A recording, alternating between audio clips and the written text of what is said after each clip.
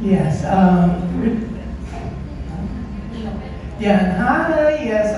Syempre, Atasha, congratulations. Actually, I heard about this project weeks ago, and I'm so happy for you. Yeah. And syempre, thank you. Hindi ko na sasabihin kung bakit ako nag-thank you sa'yo. Baka ma-insecure sila. Hindi mo. Basta, may naalala siya from, na-touch ako sa message, naalala mo talaga from the first press con, talagang tinupad mo, okay? Pero eto, Bad Genius, the series for Viva One, pero kami happy kami sa'yo. Alam namin kung gaano ka pagaling, kasi hindi ka naman Atasha muna, hindi ka magaling din katulad ng parents mo, Aga and Sherlyn. Pero Atasha, syempre, ang kambal mo, si Andres, na mamayag pa ng kanyang Viva One series din na ang mutya ng Section E, milyones talaga ang mga views. Ang lakas-lakas, grabe. Lalong lumukas ang Viva One because of that series also. So, ngayon dito sa Bad Genius, hindi ko ba nag-pressure or na-excite ka sundan ng mga yapak ng kambal mo? I'm very excited. Of course, I'm nervous kasi ito pa yung first lead na project. Pero in terms of the work itself, when I first heard about it, I already knew that accepting it, I'm going to give my 100%. Wala po akong expectation kung what the result's gonna be. But as long as I can promise myself that I give my 100%, then I'll be super, super happy with that. Pero yun, alam ko, pinagandaan nyo na may mga ganap na kayo sa bida about this. No? Pero syempre, ito, bukod sa, syempre ang susundan nyo is yung Mucha ng Section E. And yung original neto, original movie, talagang super blockbuster. Kaya nga, maraming spin-off, di ba? For the cast na rin, and Derek, yun nga, gaano kayo excited, yun, tapos kasi yung original na, di ba, grabe yung feedback. Sige, sino gusto magsimula? From this end, from Gab. Hello po. First of all, I'm really grateful and blessed na makasama sa project after po nung ginawa namin na Chasing in the Wild, na follow-up po nung Bad Genius. And when I saw the series, it's such a good series and the movie. So, I'm just really excited to shoot this, and ibang-iba po kasi ito sa character ko nung last na ginawa ko. So, I'm really excited to showcase what we have. Siyempre naman po, like, I'm super excited. In terms of pressure, I mean, we all know that this is such an internationally well-loved film and series. Then, so just knowing that, we all feel super grateful that we were trusted with the responsibility for these roles, and we're just excited to show everyone the whole story and our characters from a new perspective, a Filipino perspective. So, yeah. Jairus? Syempre sobrang excited since it's a different story na madalas natin napapanood sa TV or sa series. And very much excited kasi it's a different material for me. Kaya masaya. And working with Tash, with Higap pa rin, exciting kasi we'll see kung ano yung may bibigay namin na best namin para sa series na to. Direct, Siyempre excited, sobra, Tito Jun. To be honest, dito, ang daming preparations na ginawa eh. I mean, nung unang inalok sa akin yung project, hindi ako kagad na-decide tanggapin siya. Parang pinag-isipan ko muna kasi ang taas ng expectation dun sa buong project. So parang sabi ko nga, parang it's a different material from what I usually do. And then, so parang, paano mo siya babaguhin. Kasi di ba yun ang main problem natin kapag adaptation eh. I mean, ang taas ng expectations, and then kailangan mong tapatan yung expectations, and then ano pa nakaiba ng project na to sa dito sa mga nagawa na before, how you're going to change it. And ang daming preparations na ginawa ng staff, to be honest, na from each department, from the production design, from their costumes, and then the cinematography, even the scoring and the music. And then also, I remember parang, kayo guys may mga preparations kayo eh. Parang hindi ako nagkakamali, you guys done series of workshops. Kasi parang to prepare lang sila para sa buong material. Yun. Also, just wanting to add to that, we're all very, very grateful because even as actors, we all see the effort that the team has put into making this such an incredible story. And they really put a lot of effort paying attention to the details of how to make it unique to our culture and our audience. And thank you, Direk. Maraming salamat for all of that. Thank you. Siyempre, good luck and congrats on Rogan ng Viva One talaga, di ba, TV? Sobra. Thank you. Maraming salamat po, Sir Jude. Okay, moving on to MJ Marfori from TV5. Hi! Congratulations everybody! Everyone's really looking forward to this series, especially that, you know, it broke so many records back in 2017. So my question is for Tash. It was also quite controversial, the storyline, right? So, did you have any apprehensions upon you accepting the role? Especially that, yun na nga, it's gonna be, you're gonna have an adaptation in the Philippines and yun ang ihahalawin pa siya sa kultura natin and all that jazz.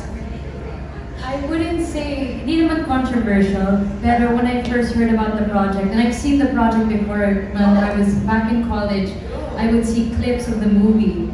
And so when I first heard about it, hindi naman controversial, but more so it's a great story. And it's such an honor and a blessing to be doing this project. That's nice. Alright. So no apprehensions whatsoever, or kinabahan ka ba na parang ang laki ng role, di ba? Of course, I'm nervous kasi it's a big role, pero of course, at the end of the day, I'm super game to take the risk as long as I give my best, try my best, and I don't ever want to take this for granted. So if anything, I'm really honored, and my heart's filled with so much gratitude. What were your preparations? Marami. Starting with the script work, acting workshops, understanding the character, studying the films and the series. But Go meron pa ahead. I remember ni Tash, parang nabanggit mo sa amin na parang your parents was giving you advice or you guys talk about it? Paano ba nangyari? Yes, we actually discussed it at home, of course. So they would advise both me and Andres usually with the project, and they're very much excited and super supportive about it. If we have any questions regarding the script or how to attack the certain sequence, they're more than happy to help me with that. We're so thankful. Sobrang swerte, parang may acting coach na sa bahay, di ba? Hindi na kayo yung tutor mo, experts talaga, tsaka award-winning. Alright, thank you, congratulations. Okay, maraming salamat po, Miss MJ. Next question will come from Eugene Assis from People's Journal. Hi, good afternoon. This first question is for Derek. Hindi ka ba nape-pressure because yung president nito na butya ng section A is very sobrang malakas. And same question to Atasha. Dahil dun sa kapatid naman niya. Well, totoo po, sobrang pressured of course.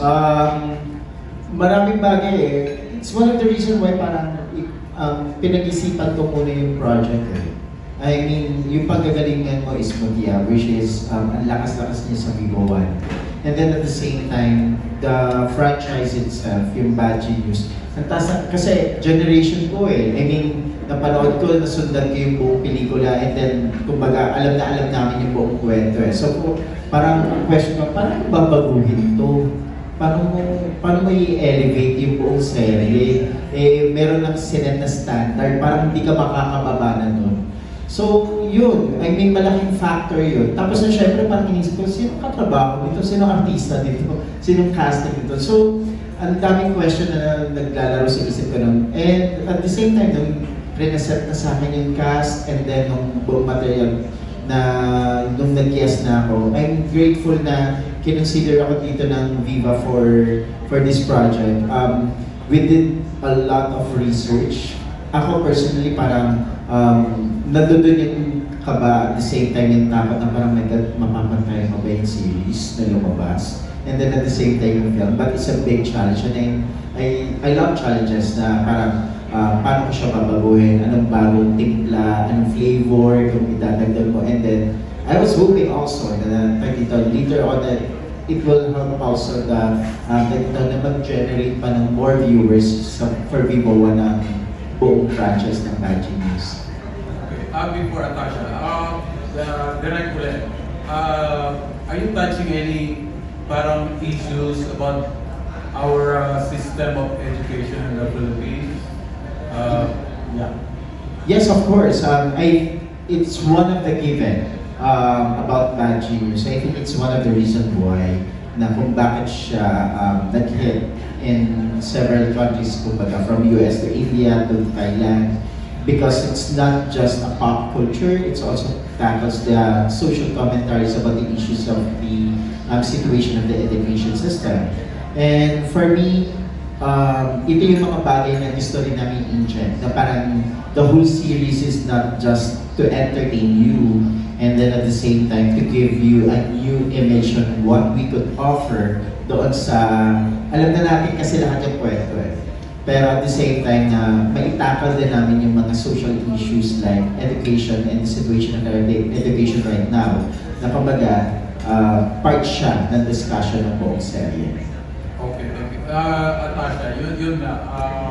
Parang magkakaroon ng competition between you and your twin brother. So how do you feel about it? Okay lang, wala naman competition po kasi that's my brother. He is my best friend since day one. If anything, I am so proud of him and I'm so happy for him with how he's doing with Mutya and the whole cast of Mutya in Section 8. A big congratulations to them, and I always tell them that. So in terms of competition or pressure when it comes to my family, wala po ganun. Wala. Support lang. Support at love. Okay. Thank you very much. Thank you po. Maraming salamat po. Ngayon naman, pakinggan natin from ABS-CBN, we have Ana Cerezo. Hello! Congratulations. Yung first question ko kay Direk, besides na diba we're tackling yung mga issues ng education dito, ano pa yung mga tema na nagagawin itong very Pinoy? Saka diba you're translating it from a movie to a series, parang ano ba yung magiging perks nito na series siya, mas develop ba yung characters para nabanggit sa kanila? For one thing, if you remember the movie, just tackles the each character nung apat. Hindi nga sila ganong involved doon sa, or hindi nga sila they don't go deep about each character. Parang it's about the mechanics and about how the heist happened at kung paano nila ginawa.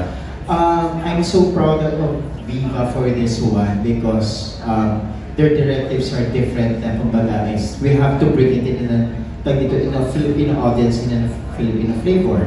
So, of course, we are family-oriented, diba? So parang doon sa part na yun, binuksan namin yung series to explore each personality of each character. Na kung sino ba sila outside the school, and then ano ba yung personality nila with their family. We have a short idea of the series and the film as well na kung sino si Lynn with the father, and then si Pat, the relationship niya.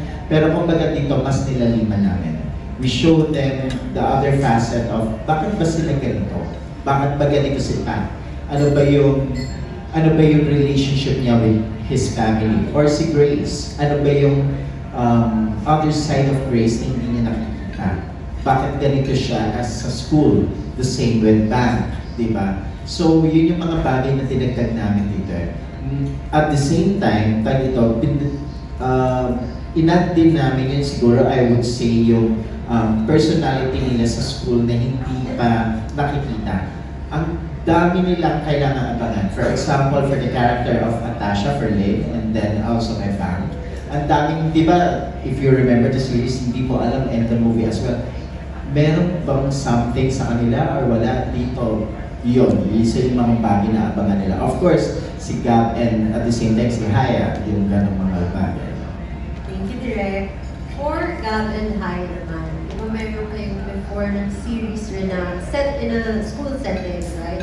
So dito ba, meron pa rin bang kilig factor, Direk, And paano naman kayo, if meron, paano naman yung pakilig niyo dito? Level up na ba? How much can we share? Not spoiling. I would say, of course, it's given our characters are already together sa show. I would say, though, the difference is that our characters have a very much different relationship dynamic as kay Elise and Sevi. So that's just something that you'll have to, watch out for and look forward to. But yeah, there will be some kilig factors as well. Yeah, like what Derek said, yung si Pat kasi malalim rin siya na tao compared sa sa Chasing in the Wild, which is Sevi, and parang 360 talaga yung pinagkaiba nila. So it's really like different character yung mabibigay ng situation here, kasi and it's basically not pangpakilig yung yung story. It's all about heist. So pero syempre meron pa rin si Pat and Grace ng mga ganun na kilig scenes. Thank you. Just to add lang doon sa character nila, ibang maturity yung level, yung romance nila dito na kailangan nyo abangan. So, Thank you. Okay, more mature na high gab ang abangan natin. Maraming salamat po. Anna, moving on to the Inquirer, Hannah Mayorga.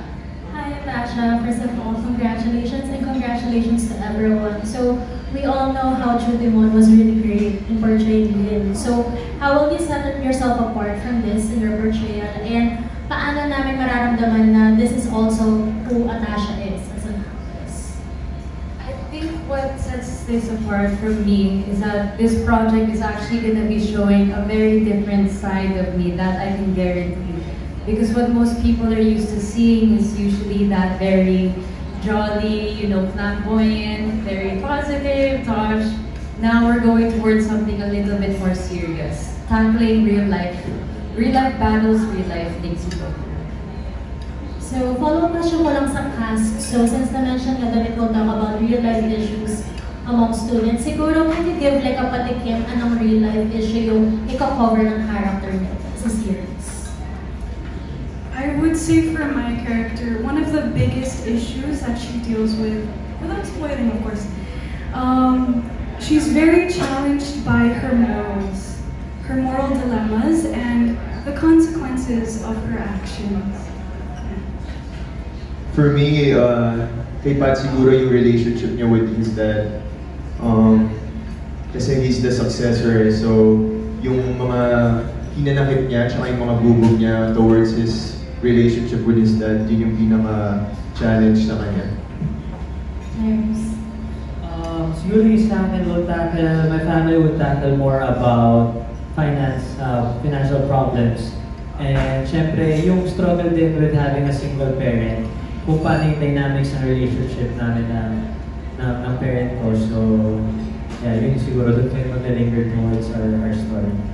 So, kay Direk naman, so I'm sure you work with them a lot of times na rin through the production. So, what makes them the perfect people to portray their characters? All four of them. Pilyo tong apat na to. Sobrang pilyo nilang apat. Ang sarap nilang katrabaho kasi they really love their characters and the whole series. So, sila yung tipo ng mga artista na nakikipag-collaborate just to develop each character na gusto nilang gawin. Yun. And then at the same time, natutuwa sa kanila kasi meron na silang rapport sa bawat isa. Kasi kapag nagbibiroan, lagi na itong katabi ko sa may nasa dulo. Ayan. Kung mag-asaran sila, kala ko parang okay. Parang magkapatid na talaga. So, nakita ko yung, okay, dito you have a vision of what will happen sa set. And then at the same time nakikita mo na magtutulungan tong apat na to. And ang good thing nga doon, I do remember kapag nagkukwentuhan kami, for example, si Gab, may mga times na sinasabi niya, direct pinanood ko yung mga ganito series. What do you think kung ganito, ganyan. Si Tasha, I remember may mga times na may time na kwento niya sa akin na parang you're talking to your dad or to Andres for certain nuances na gagawin. Can you share it? Paano bang nangyari sa situation? Basta parang nagpapaspend sa bahay? Usually, I would make kwento kay Direk yung times na when I would sit down with my dad after work and we would run through the lines. And he would help me with yung nuances ko sa Tagalog. And that's also going to be a fun challenge that I'm super willing and game to tackle. So thank you so much, everyone. Congratulations. Okay, thank you. And last one for batch 1. Please hand the mic over to Aster Amoyo from TikTok at People's Journal.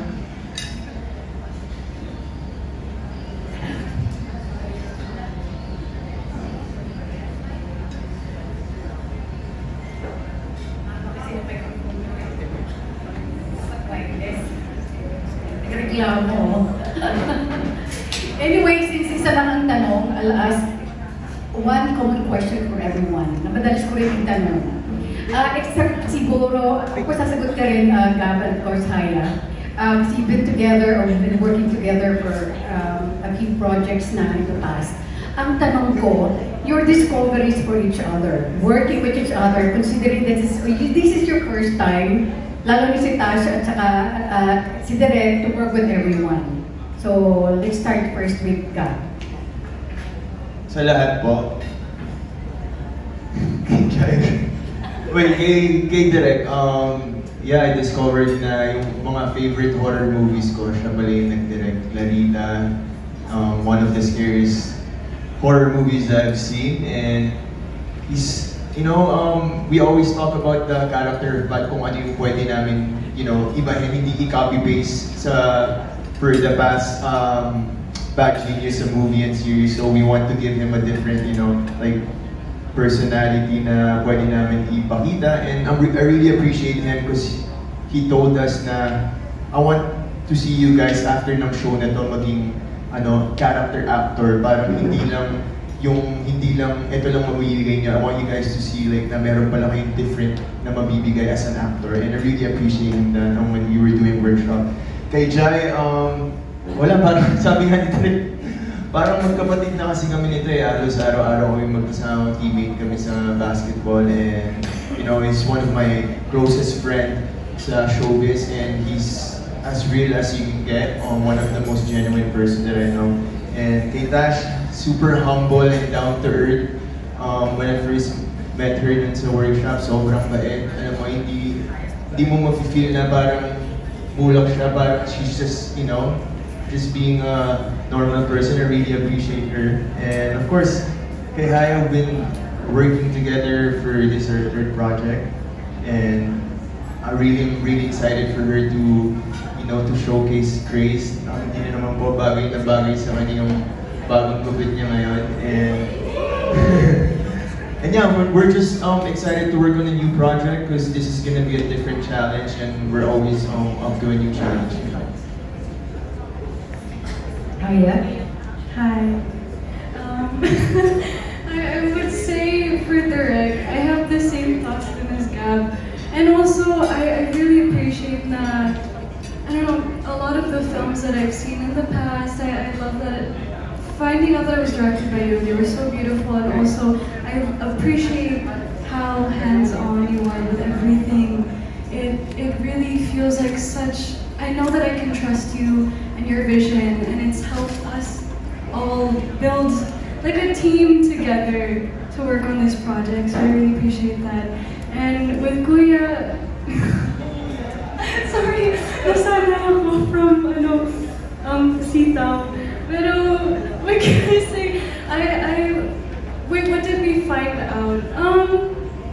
I'm not sure how to answer that with everyone. I've been working with you since SSA, and I just love that, you know, he's always super helpful with me and super genuine, and everyone's so genuine. But I appreciate that, and I'm excited to work with you again on this project too. And then with Natasha, oh girl, I have so much love for you already. Like, she's so cool, she is very down to earth, and I appreciate how much she's been there for me, even though we've only, you know, started working together, and I feel like we've connected in some way. So, yeah, and then with Gab, of course, you didn't get a new haircut, so I can't say anything about that. But, I'm really looking forward to working on this project with you. And I also know that you're gonna kill it. And he's super hardworking, he's very motivated. So I'm already proud of you. And yeah, there you go. Ash? Yung discovery ko po, copy and paste sa lahat, sabi nila. Pero to summarize it, working with this group of actors with Gab, Haya, Dry, and Direct, of course, pero mamaya and Direct. Sila muna. Working with them three has been such a great experience because ito was yung first project, and of course, I'm coming into it very nervous and wanting to learn. And they've been nothing but so kind. They made me feel so welcomed, and it kind of feels like parang I've been working with them already. It was that sense of family, and they're such grounded, humble artists. And I'm so excited for all of you guys to see what they're gonna provide in this project. Pero as for Direct, yung discovery ko kay Direct, grabe, sobrang masipag. I see the work that he puts in, his attention to detail, and he really makes sure to guide all of us and make sure that we're ready the day of shooting, which is gonna be next week. Thank you, Direct. Thank you so much, talaga, for always making sure that we can rely on you and just lean on you. Thank you. Yeah, kay Gab, Discovery. Siyempre tagal na rin ang kasama ni Gab. Like, before the series, magkasama na kami with the basketball game. So, no new discoveries. Siguro meron is that, hindi lang ako. Lahat tayo mag-discover yung different side of Gab this time. No? We're doing Chasing in the Wild, doing other projects. And this time, a different Gab siguro mapapanood natin dito. Also with Haya, this is her third project. You know, makikita natin yung differences from Sitaw and then yung ginawa nila. And so far, wala naman new discoveries with the both of them kasi like, we're still doing Avenues of the Diamonds ngayon, which is yung book 4 ng University series. So, magkakasama naman kami. With Tash, sobrang nagulat ako na she's really down to earth, she's really humble, and sobrang grabe siya mag-work hard. She's really into this series. She works everything sa character niya. Like, sa workshop, may sinabi, susunod na araw, na-apply niya na. So, grabe, sobrang hands down ako kay Tash doon. She really loves what she's doing. And syempre kay Direct, same with Gab. Isa sa mga reason na napanood ko na horror was yung Malyari. I didn't know na siya pala yung gawa nun, and it was really nice. And excited ako kasi si Direct very collaborative. Very detailed siya. So, anong gusto niyang mangyari sa characters. And sobrang grateful ako for that dahil at least alam ko kung saan ako papunta. Alam ko kung ano yung mga dapat at hindi ko dapat gawin. And excited ako kasi syempre hindi to horror. So excited ako kung ano yung magiging outcome ng collaboration namin lahat. And especially working with them. Direct? Well, ako sobrang excited ako to work with them. Kasi dito, kapag magkakasama kasi kami, naging kulitan eh. Naging masaya sila kasama. I mean, of course, di ba, nawawala yung walls mo na dito as a director and them as an actor. Everything becomes collaborative, which is so important for me kasi sabi ko nga, at the end of the day, sila yung makikita, hindi ako eh. Di ba? I will guide them through kung saan sila dapat pumunta or saan dapat papunta yung buong material. Pero basically, it was them who needs to work hard para marating yun. And I'm so grateful na sila yung for the second series that I will do and for a big franchise na tulad dito ng Badges that I was given an opportunity to work with these actors. I mean, si Tash, mukha lang po yung pero pilya yan. Same. Si Haya yan, tatahit-tahimik sila dalawa. Itong dalawang lalaman na to, I mean, especially kahit backstage or kahit saan, kung magkulitan, kala mo minsan parang, hinihintay ko na talaga magsuntukan itong dalawa na kung magkulitan eh. Sobrang pilya sa isa't isa eh. But, yun yung natutuwa akong makita sila kasi alam mo lang na nag-gel na sila as a group and alam mo lang na malaki yung itutulong na kung paano nila dadalhin yung material. Yun. And at the same time, kapag nagdi-discuss kami, natutuwa ko na parang how they really want to give a different personality to each character. I don't want to say just to learn kasi parang kapag yun sa bagay na kasi alam kong inaaral nila eh. Mayroon ako nakikitang naka-notepad, may mga sticky notes yung iba. Alam mo nung na talagang they really want to learn and to study their material and their character as well. And ako naniwala ako that they would give justice to each character na na-assign sa kanila. May sisingit lang ako, Philips, no? Direct, totally, this is a total turnaround sa pinanggalingan mong genre, which is horror. Anong kaibahan, and then the adjustment that you have to make. And then, of course, Tasha, are you open to love teams? Thank you. Hindi ko ba horror to? Akala ko horror to. Parang mali yata. Yung pinisyakan horror to, di ba? Hindi po. For one thing po, well, for me, it's one of the challenges for it. I mean, as a director, I always want to prove myself and I want to challenge myself and hindi lang ito yung material na kaya kong gawin. I think that's also one of the, parang yun naman ang goal ng bawat director. So, to be given a chance to direct a material like this at Bad Genius and then ibang-iba siya, I mean, nakaka-excite ng sobra na parang okay, ano ba yung pwede kong gawin? And then to the point na parang you study each version of the series and then ano pa yung pwede mong baguhin. And then you study also the personality, not just of the character but the actors as well. Kasi syempre kung ano sila as a person, doon ako huhugot sa kanila eh. For them to become doon sa mga character na gagampanan nila. And for me, yun yung mga exciting part for this. And I remember that we have a lot of discussions on how we're going to change yung buong series of what the other franchise already offer. Yung other versions niya na parang, saan ba natin ito dadalhin? I mean, alam na natin lahat kung paano nangyayari yung heist from school hanggang sa naging national level. So parang, ano ba yung pwede pa natin baguhin? So yun yung mga bagay na parang dinagdag namin sa material. Parang the relationship of Haika, for example, ni Pat at ni Hayase, yung kung dito, anong level na ba sila from this series na ginawa nila before, okay, baka pwede natin iangat sa ganitong klase na ng relationship meron sila. Yung mga ganong bagay. And then also for Tash, kasi for Tash, ang hirap ng character ni Lane. I don't remember, parang, di ba may discussion tayo, parang the first time that we discussed is parang pinag-usapan natin kung paano yung pwedeng gawin sa character. And then one thing that I really love for Natasha noong time na yun, she was open. Parang naalala ko pati buhok, pinag-usapan namin parang gawin yung buhok mo, yung pwede magganito, ano bang pwede mong damit, lahat.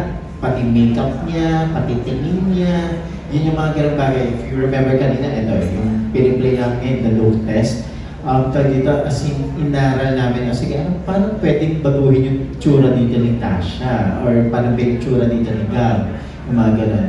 Ito po, wala po ito sa aking pusa lang to. But anyway, so yun, inaral talaga namin. And then even the staff, the costume design, the production design, each color and each palette that we use, we make sure that there's a meaning about it. We're not just gonna show you a visual na parang, ito yung nakikita namin. No. We have each color and design na parang unique for each character. Para hindi nyo man ma-verbalize ng viewers kung ano yun, mararamdaman nila kung ano yung gusto namin iparating. Para sa patungkol sa love team, I mean, I just want to act. So totoo lang. I just want to work, and if the opportunity comes, then why not? Because my rule in life, and I always say this, is I don't want to close my doors with anything. At least I get to say that I tried and I gave it my best. Okay, maraming salamat po, Tita Aster. Good questions. Okay, batch 2 coming up, and I did mention we do have a long list of press, no? So, gentle reminder, please do only ask one question, and I'm sure you'll have time for pocket interviews later. Maraming salamat po. Batch 2 consists of Annarina Amistoso, Robert Requintina, Dolly Ann Carvajal, Von Delinario, and finally, Erwin Ogawa. That's batch 2. Simulan po natin from Annarina TV, our content creator. Let's listen to Annarina Amistoso. Hello po. Hello congratulations. Kay Direk muna, Direk, hindi ka ba na-intimidate na i-direct si Atasha? Kasi syempre, coming from muna. Hindi ka ba, kunyari, hindi pa kayo nag-start mag-shooting, di ba to? Ay, hindi pa siya. So, pero na-imagine nyo na po ba na pwede nyo siyang siguran or something like that? Eto, trivia. Hindi to alam ni Tash. Nagkakilala kami ni Tash. I think she was 7 or 8 that time. Yeah. It was, you were with your mom. And then, hindi pa ako director nito eh. There was this one part of my life that I want to work in real estate. And then, bago pa ang BGC noon, wala pa laman. And then, bago pa lang ang One Makili Place building. Tapos, I was assigned there. And you were with your mom and Andres. So, na-meet na kita nung bata ka pa. I never imagined in my life that one day I'm gonna work with her. Never. Hindi ko talaga, parang hindi siya sumali sa utak ko. And, nung time na, I think that was in the Zoom meeting, right? Nung una kaming beses nakita. Sobrang bubbly niya. Sobrang bubbly naman nagbabae ito. Ang bubbly niya, sobrang ano niya. And, nung akala mo na ko, baka naman sa Zoom lang, ganyan. Pero when I met her in person, she's very down to earth and ang bubbly. Tapos minsan parang, sabi ko, ang taas ng energy nitong bata ito, mas mataas pa sa akin. Yun. Direk! Ganyan, gagawin namin! Yun, ganun siya kasi as a person. So parang, nakakatuwa.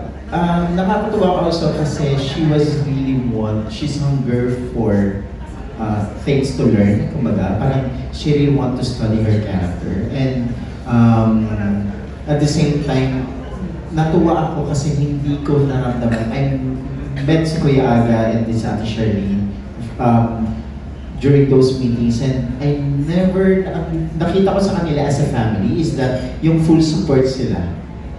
Yun yung sobrang wow, grabe yung yung suporta. So that's one thing na I really love na parang nung nakita ko si Natasha. And then, nung nakasama ko siya, parang, okay, mag-jive kami nitong bata ko. Sobrang kalog eh. Yun. Saka ang light kasama. And for Natasha, my last question. Ano naman yung ginagawa mong adjustment para maging okay sila sa'yo?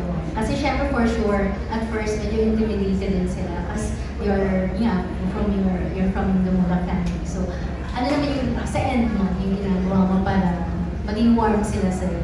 Adjustments that I did was, sa totoo lang, wala naman. Because my rule in life is, as long as you're yourself and you have good intentions, then you're okay. And that's what I did. I came into this with good intentions, wanting to learn, wanting to meet them, and of course, excited to do this project. And here we are now, and we're actually like a family. Thank you. Congratulations. Okay, maraming salamat po. Ngayon naman from Manila Bulletin, we have Robert Requintina. Hello, good afternoon. Hi, Tasha. One question lang. So, how special is this project to you?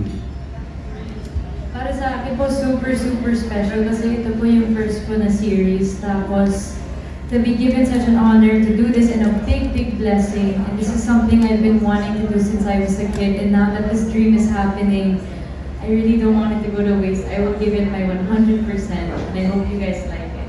Thank you. Congratulations. Thank you so much. Great attitude, Tash. Moving on to Philippine Star, we have Dolly Ann Carvajal. Hello. My question is for Derek. Since this movie is about cheating, don't you think it will send the wrong signals? So what's the redeeming factor? This is about the controversial topic.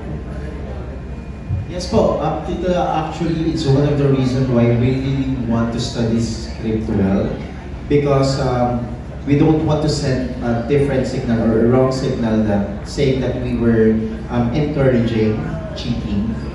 We made sure about the material that at the end, after the whole series, that the moral lesson is there at malinaw yun sa kanila. We have a lot of revisions on the material na kung paano namin gagawin yun. Because we just want to show the cheating na hindi lang siya kumbaga apektado, not just you, but the people around you and your family as well and your loved ones as well. So parang ginanda namin yung buong series para at least malino yung mensahe, hindi ma-lost in translation na parang, uy, wait lang, inaano nila okay lang ang cheating. cheating, not just in school, but also in other aspects. Of course, diba? Especially yun. If it's okay, can I ask the four lead stars now? Para sa inyo, what's more important, to be intelligent or street smart? Kasi may mga iba matalino sa school pero walang diskarte sa buhay. So, would you rather be street smart or intelligent? Alright, great question. Simulan natin kay Jai. Hirap ng tanong kasi syempre... Walang in-between, Miss Dali, dapat... Ay, gano'n? Dapat kasi, importante rin talaga yung maging intelligent ka, but at the same time, street smart. Kasi sometimes being street smart, doon mo makukuha yung mga diskarte mo sa buhay, di ba? So, I think, for me, Street smart na ba or ako kasi may pagka kind of street smart na ako, mas gusto ko yung mas diskarte kasi you know, being here for 20 years, diskarte minsan ang kailangan mo sa industriya natin kung paano ka magiging maayos sa pag-arte mo, sa lahat ng magiging proyekto mo, hindi ba? So, I guess sometimes, you know, sige, let's give it a different way, parang street smart naman. Para, di ba, maging liquid lang tayo sa lahat ng mga pangyayari sa buhay. Para sa akin po, siguro po street smart din kasi you actually get to learn trial and error. That's how the real world actually works. Once you get out there, once you're coming of age and you explore, meet new people, you learn things along the way. Kaya? For me po, same thing. There's so much importance to both, but I would say more on street smart. I feel like I don't need to explain it even further kasi same po yung answer ko. Pero just also based on like personal experiences and a lot of what I've seen in life, I feel like street smart can take you a long way. Yun din po, street smart. Copy paste. Thank you. Thank you. Okay, very interesting question as always. Maraming salamat, Miss Dolly. Next, moving on to Erwin Ogawa from Anong Ganap. Hi guys, congrats sa new series, okay, sa new project. Okay. Since you're doing Bad Genius, so medyo connected sa cheating. So, any thoughts about cheating at school? Na-expose ba kayo dito or may personal experience about cheating at school? Si Jairus po ba? Sige. Yeah, yung Jairus. Siyempre, we don't tolerate cheating, di ba? So, if there are experiences, maybe minor pero hindi something that you should do, hindi ba? So, ako naman, cheating parang wala naman. Since I did home study naman kasi, ever since, until I went to college for film sa MIT. So, wala naman cheating na naganap. It's kailangan talaga hard work. It's earned, not given. So, you gotta do it right. Thank you, Ash. Para sa akin po, wala naman akong experience with cheating sa totoo lang. Because just like Jai said, you really have to work hard in order to get what you want. It's all about the work you put in. Thank you. Hi. How else can I explain? giving the same answers, pero yeah, it's different when you put in your own effort because then that's when you actually have a deeper understanding of things and it really takes you a long way. In terms of the story, I think one of the biggest things that really brings things to life, that really, what's the word? Interests me is how our characters tackle the system, the school system, and especially those in the lower class. And you know, it's all like about survival and just trying to go with a system that's already failed them. So it's, yeah. But with cheating, I do not what's the word? Console. Glamorize. Yeah, same with them kasi it's better, like what Jai said, hard work and you know, pag na-earn mo, mas masarap yung feeling. And of course, ito yung tatakan ng series na to.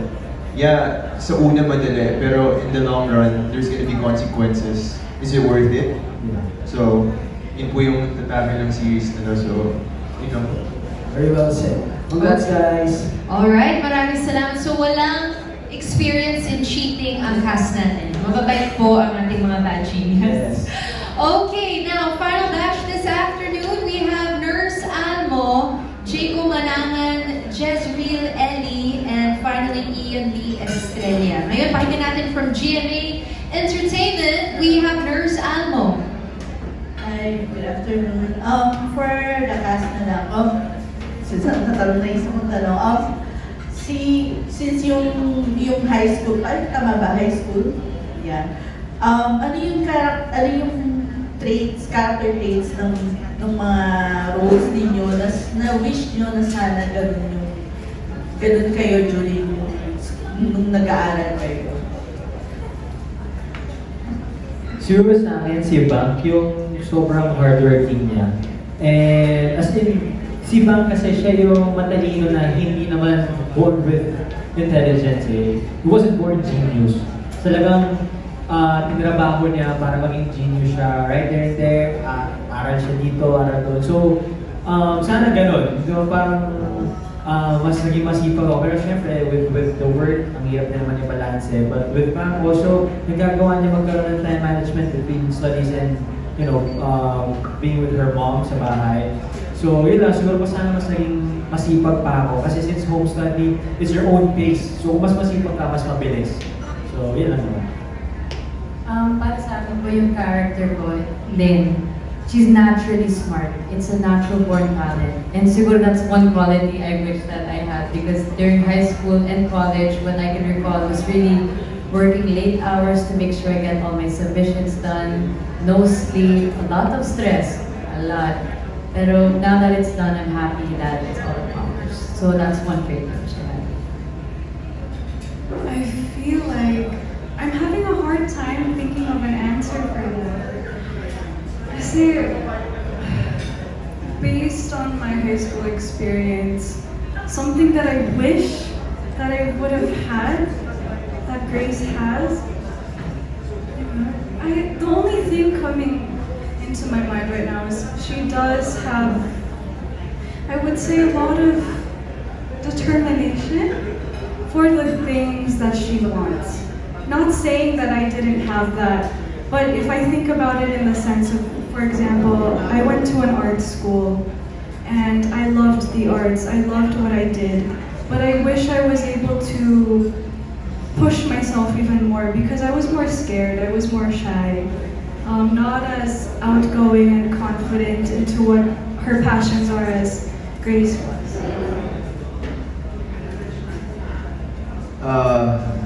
Ano ba, for Pat, mahirap kasi siya nag-aaral eh.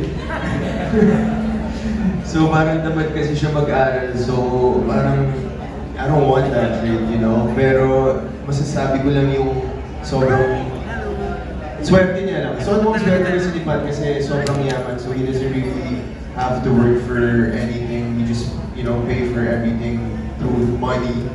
And which is opposite of me because when I was in high school, I was a working student. So, mas nakasipat lang, medyo chill, pero wala eh. I mean, I don't know. Thank you. Bonus question na lang for Jai. Since you're the more experienced dito sa do you still get challenged sa mga ginagawa mong role, especially dito sa series na to? Yeah, sobra. Like, sinasabi when like even right before we start na sobrang hanggang ngayon medyo may kaba pa rin ako on doing my role. Pero yeah, everybody loves the challenge na masabi nga ni Direk maski siya. And ako, sobra kasi iba to eh. The usual materials that I do is family drama, yung last ko na sobrang bigat mas pamilya ko. So doing this and also the university series is a different material for me. Last ko kayo, Love You na, tweet ano diba, Teeny Poppers na comedy na. So, iba siya. So nandun pa rin yung challenge, nandun yung kaba. Kasi, syempre, like what you've said, everybody's expecting you to do great. Kasi being here for a while, so dapat talaga, kahit pa paano alam mo na rin yung ginagawa mo. So nandun talaga yung pressure, but you know, I love the challenge and doon ako mas na-inspire to, you know, do my best and prove that I can do the job. Okay, maraming salamat po. Moving on to Jaco Manangan from Jaco TV, a TikTok content creator. Hello. Hello guys, hello everyone. congratulations to the cast and of course kay Direk. Ayan. To Tash, no? First of all, congratulations sa The First Family and now ngayon as Ling dito sa Badgie News. My question is, ano yung naging decision making mo sa pag-accept ng project? Bakit nagtagal ito ng 1 week? 1 week because syempre naman I also have to be considered and ask myself kung kaya ba to. Kasi syempre naman yung lines, video siya, tapos yung lines ay Tagalog, and I've only been learning Tagalog for a year now. Pero I had to consult with my family and they all told me it's an amazing project. Tapos yung director ko, they even mentioned you direct and said you're in good hands. And I also have to thank my bosses for believing in me and giving me this wonderful opportunity. And this is something that I kind of realize I can't say no to it. I just have to do it. I have to take that risk. And I'm happy that I did it. Looking forward to it. And sa tatlong cast, kamusta kayo sa high school life niyo? Like, how are you in school? Okay, let's start with Gav. I studied in Vegas, so high school was fun. I was really close with my high school friends and I played basketball in high school too as well, so I'm really outgoing in high school. But when I turned in junior year, I started working to work for my car. So I was a working student since junior year till college na, so I have to work for money and what I want in high school, and then in college, I got a scholarship. Then yun, ginamit ko rin yun for school, because I didn't want to do student loans in the US. It's expensive. So yeah, I've been working since when I was in junior year. For me, I would say my high school experience was definitely a very special experience. I went to an art school back in the US, and it was a school where a lot of different known artists came from as well, and I had such a big privilege just being there and already being able to study so much within the music and other arts. There were different arts. There wasn't just music. There was also like instrumental, theater, audio production, a lot of other stuff. So I would just say it was very interesting, but I learned so much, and it's definitely a big part of who I am now. And if I didn't go to that school, I probably wouldn't be here. When I was in high school, I think I would describe myself as being masipag. I would kind of stress myself out until I got the job done to the best that I could. And I also learned how to take a lot of risks in my high school, like my high school life. Things that I wasn't sure if I could do, or let's say, oh, I haven't tried that. Because of my experiences in high school, now that I'm older, it makes me feel that, okay, I'm more equipped. I know the feeling of jumping into something new, that kaba, that excitement, and that's why I'm really happy about what I've learned in high school. Ako, when I was in high school, kasi since home study ako, but more of the studying kasi sa bahay. Pero we come to school twice a week para mag-exam. So may barkada pa rin. And naging varsity pang ako for a while. So same, parang regular student, which is I really love about it. Kasi at least iba yung yung treatment nila sa akin. Parang hindi. So ako mismo nakikibagay sa talagang barkadahan talaga. So masaya ako sa experience na yun. And marami rin ako tutunan sa experience ko being high school sa Angelico. So. Okay, all good. Maraming salamat po. Ngayon naman, let's hear from Jezreel Ellie, our content creator. Congratulations po. I'm so excited. Just say excited na kasi pinanood ko talaga ng Badgie News movie. So for Direk, the story is all about academic pressure and finding ways to beat the system. May character ka ba, Direk, na pinaka-nakaka-relate ka? Or may personal experience ka ba naka-influence sa approach mo sa sarili na to?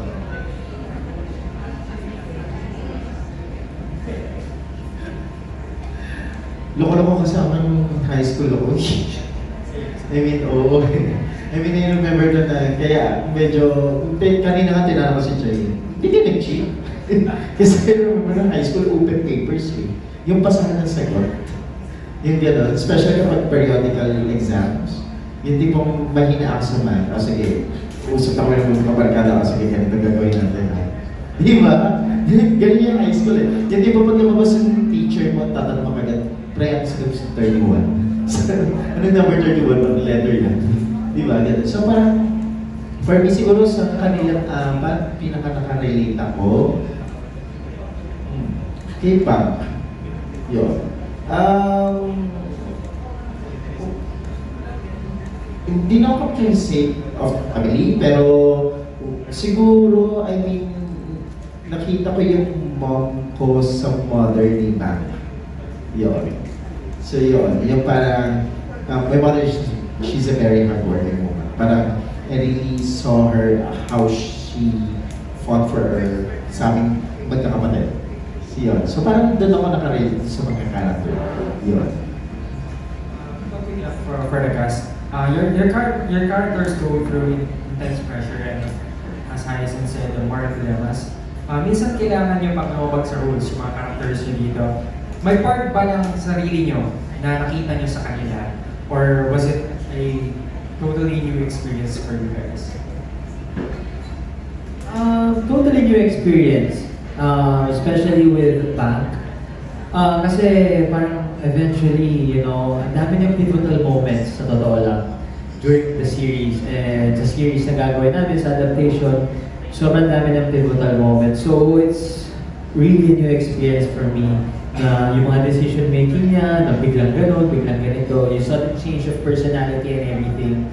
So new experience siya, and yun yung dapat nilang abangan siguro is maramdaman nila yung pivotal moments and yung gulat na bakit nagawa na yun, ano nangyari, bakit bigla naging ganon siya for some reason. So, yeah, new experience and excited na makita nila yung show. Para sa character ko po, or even this project, totally new experience talaga. There's similar qualities being the risk-taking and I would say observation skills with Lynn, but other than that, it's a new experience. For me, one thing that came to mind was I understand her pressure for the grades and the arts. Because back in high school, I auditioned to get into the top choir a cappella group of the school. And in order to do that, I had to maintain certain grades. And one thing that was hard for me was that I was struggling a lot mentally at the time. So it was just a lot for me to handle. Of course, I didn't go to the extent that Grace did. Pero I can understand the pressure that she feels with that. But at least at the end of the day, it went well, kind of. And also, I can relate with her charm. Not in a way to use it ever manipulatively, but I was always seen as a very warm person to everyone. For me, sobrang total new experience to kasi si Pat sobrang yaman, medyo may kupal siya in a way, sorry for the term, bully. So ibang-iba to sa character na gagawin ko coming from Sevi sa Chasing in the Wild, di ba? So parang it's gonna be really exciting, challenging. Pero excited ako na si Jai yung bubulihin ko sa show eh. Yung experience ba? Or parang similar? Mayaman, di ba? Tapos, pero I'm just really excited to do this project because it's gonna be, you know, another challenge na gagawin namin as a group, and nakita niyo naman parang we're already close enough and I can see the chemistry. Congratulations. Okay, Jez, maraming salamat po. Next up, Ian Lee Estrella, also known as Tito Ian Lee, a content creator as well. Hi, everyone. Congratulations sa Bad News. I'm super excited kung paano siya mag-turn out. Pero for direct, Bad News has been adapted multiple times. Did it present any challenges with the creative process pag-adapt it to a Filipino setting? Sobrang dami. I mean, ang hirap. I mean, to be honest, for me the more a franchise, a project na in-adapt into different country na maraming adaptation, mas tumataas yung expectations. How are we going to beat that? Kasi parang hindi lang isa, hindi lang dalawa. Diba? Parang itong multiple no. So parang ano pang ipe-present ko? Paano ko pa ikikwento yan ang bago na hindi pa na-ikwento? Hindi na sinasabi. Ano nung gamit, hindi na eraser? iPad? Naka-iPhone na ba sila rin? Yung mga ganung bagay, di ba? So parang, kaya ang hirap isipan. Yun yung sobrang challenge ng buong creative team. I mean, pumuti na yata yung buhok ng mga writers ko sa kakaisip, paano natin ito babaruhin? How are we going to present this material ng bago at hindi pa nagagawa? Not to mention na parang paano mo to ile-level na makaka-relate ang isang Filipino audience. Diba? Kasi we're not the same as Thai kung paano sila manood ng series. May pagka-Western tayo in terms of our aesthetics and our, kumbaga kung paano tayo natin na-appreciate ang isang material, di ba? So, yung mga challenges na yun, yung mga hinarap ng mahaba, to be honest, parang multiple revisions yung nangyari sa script. They know about it. Parang sometimes, babasahin sa script, I remember there was this one time, Tash was telling me na parang, I read the script, ganyan. Tapos nalaman ko din sa staff na binabasa na rin ni Tash, nagme-memorize na si Tash. Sabi ko, huy, babaguhin yun na. Sabi ko, walang matitira doon, baka number lang yung matira doon. Sabi ko, gano'n. Kasi diba, kasi parang ang daming binago. From each character, na kung paano yung personality ng bawat isa, kung paano i-present yung problems, and then the whole mechanics of the cheating, and then at the same time, kung paano natin ibababa yun. Ang taas ng exclusive school nila ha, escalator, eskwelahan, parang mall, di ba? Parang yung mga ganun levels, na parang I was so grateful with my whole team because I have their backs. From my production designer to my costume designer, my DOP, my producers, si Nins, si Jaja, everybody was really into the material. Na parang sila Miss Ems na parang, okay, what can we do of changing this material and presenting into something new as if na tayo pala yung mag-offer. Yun yung gusto ko sa buong team. Parang it's really a group effort to do something like this. Thank you. That makes it more exciting. For the whole cast, was there anything about your characters na relatable para sa inyo? Not really about the personality, pero anything na pinagdaanan ng character nyo dito sa adaptation na to, siguro teaser na rin for the group.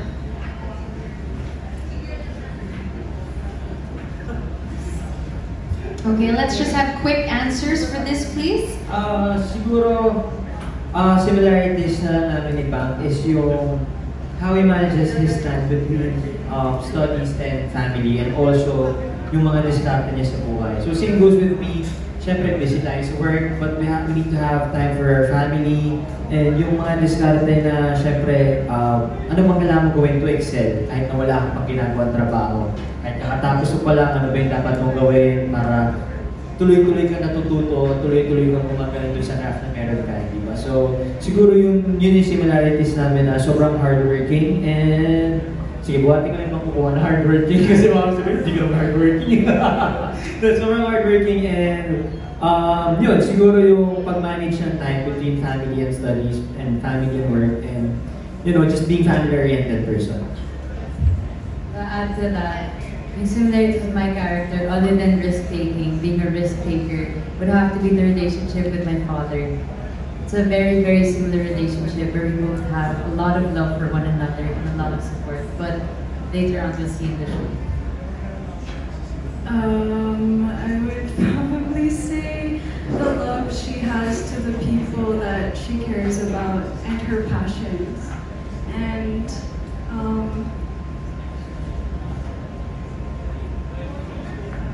yeah, to add on. for me siguro yung expectations ng family niya na to have to have a good grades in high school. Alright. Maraming salamat, Tito Ian. And finally, our last content creator from Dars Entertainment, we have Dars. Hi, good afternoon, Direk, Jai, Natasha, Haya, Gab, hi. Congratulations in advance. So, Bad Genius. Let's do a Bad and Genius reveal where I want to ask you saang aspeto ng real life nyo kayo super dad and super genius. At aling aspeto dito ang napaghugutan nyo para umatake dito sa series na to? Ganda ng tanong, ha? Talagang pang finale. Okay. Sino may sagot? Let's start with... Okay, so...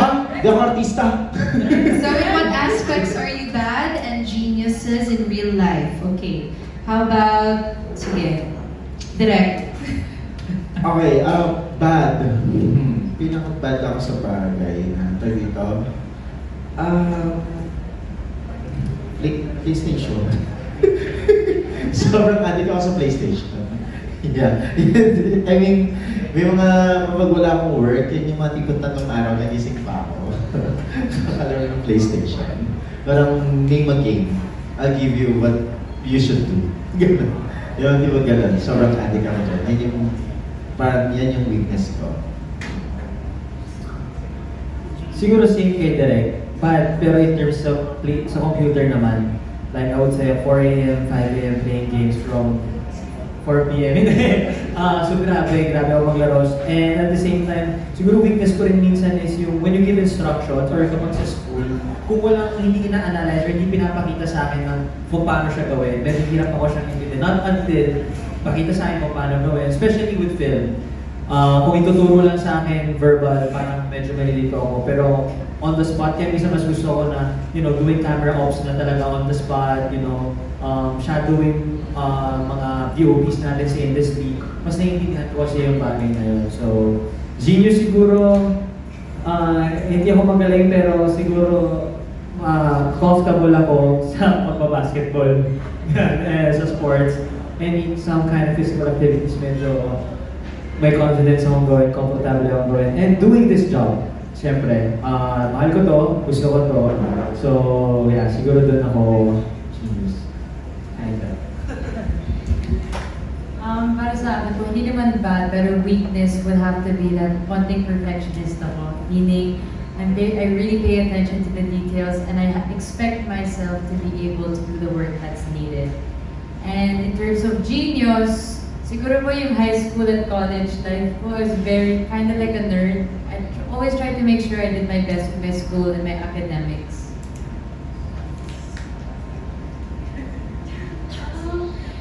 Siguro po, for the bad part, I think one of my weaknesses would just be trying my best all the time to balance everything.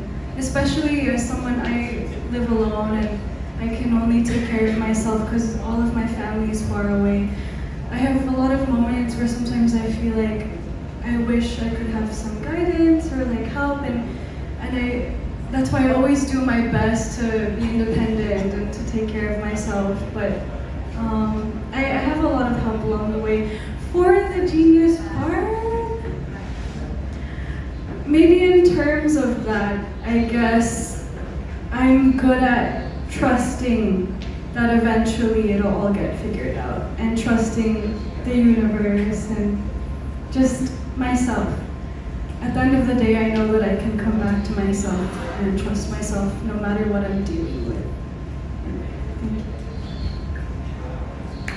For me, siguro yung bad ko, I'm an overthinker. So, usually, yun nga, like, yung sinabi ni Tash, like, she's perfectionist, like, you know, like, I want to always give 100%, and sometimes I feel like it's not enough pa. So, I always overthink kung tama ba yung ginawa ko, or ano, and I always overthink kung meron pa akong better options na nagawa, ganun. So, yes, so genius, I'm a very competitive person, like, I love sports, so, sometimes it's too much yung pagiging competitive ko. Pero yun, nadadala ko yun sa sports and sa work and sa mga iba't ibang bagay. Thank you guys, and again, congratulations. Okay, maraming salamat po. That wraps up our Q&A. But wait, hindi pa po tayo dyan nagtatapos. For that, may we ask our casting director to move to either side of the stage as we have